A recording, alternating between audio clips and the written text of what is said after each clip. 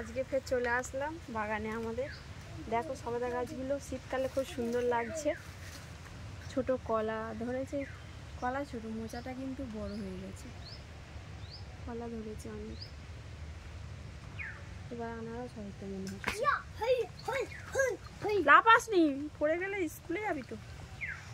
সকালে করে চান করে না, করে ঠান্ডা লেগে যাচ্ছে, ননর চোখ লাল হয়ে আছে, তাই তো ননো। কালকে আসলাম দেখলাম এদের একটুখানিও রোয়া হয়নি, আজকে দেখছি কতটা রোয়া হয়। কি হাওয়া হচ্ছে,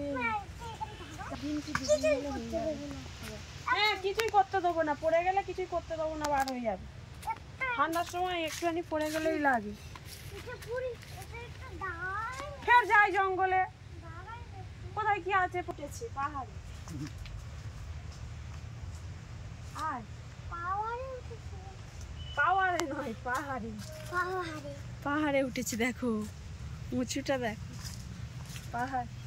এসো পাহাড় থেকে আমি দেরি হয়ে যাচ্ছে, ভুলে যাবে তো তুমি। আসো, আমি হাত ধরি।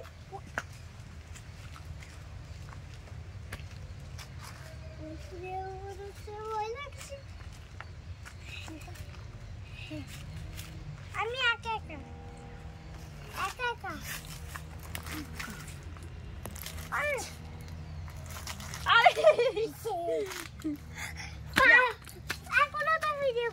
পাহাড়ে নেমে গেলাম। চলো চলো, কোনটা সবেদা গাছ তোমার? এই তো, ওই তো, সেই তো। আবার ওঠে। মনে কিন্তু সবেদা খায় না, গাছ কেন খাবে না?